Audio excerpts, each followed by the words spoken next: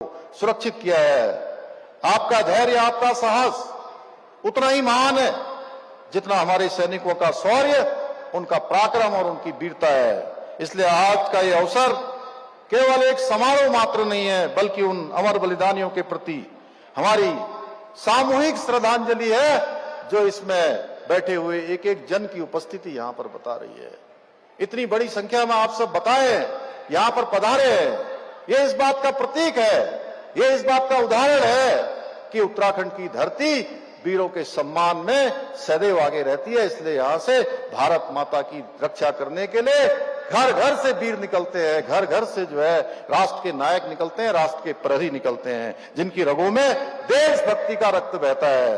ये समारोह उन वीर सपूतों की अमर गाथा का स्मरण है, जिन्होंने अपने प्राणों का उत्सर्ग करके तिरंगे की शान को अडिग रखा है। भारत माता की शान को उन्होंने झुकने नहीं दिया है, भारत माता के तिरंगे को हमेशा फहराने का काम किया है। चाहे वो कारगिल की चोटी हो, चाहे वो द्रास की चोटी हो, चाहे कोई युद्ध हो, जिसके बारे में हमारे सभी वक्ताओं ने इससे पहले बोला है।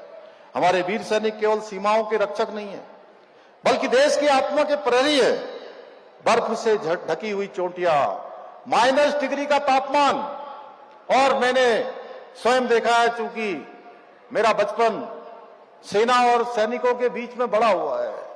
मैंने देखा है, जनरल राणा साहब यहां बैठे हैं, पुराने समय में जब आप नए आए होंगे, भर्ती हुए होंगे, या आपने कभी देखा होगा, गणेश जोशी जी हैं, हमारे महेंद्र भट्ट जी हैं, दिलीप रावत जी हैं, सब लोगों ने यहाँ किसी के घर से सेना में कोई है, कोई चाचा है, ताऊ है, मामा है, किसी का भांजा है, मौसा है, यानी कोई परिवार ऐसा नहीं है। मैंने देखा कि पहले सियाचिन में जो -डिग्री तापमान में जहां बर्फ में जाने पर बीमारियां लग जाती थी, पैर तक काटने पड़ते थे, गैंग्रीन हो जाता था, भाइयों बहनों, उस समय भी हमने देखा। और मोदी जी के कालखंड में जिस प्रकार से आज हमारे सैनिकों के सम्मान के लिए, उनकी सुविधाओं के लिए, उनके मनोबल को बढ़ाने के लिए जो फैसले लिए गए हैं, वो भूतो न भविष्यति।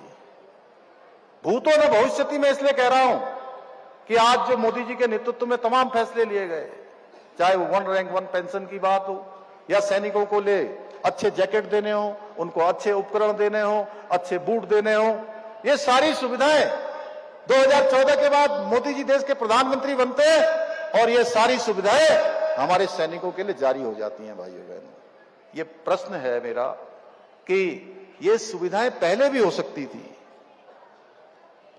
और जब जब हम इस राष्ट्र की अखंडता पर कभी भी कोई संकट आया है, तो हमारे वीरों ने अपने लहू से हमारे देश की और हमारे स्वतंत्रता की रक्षा की है।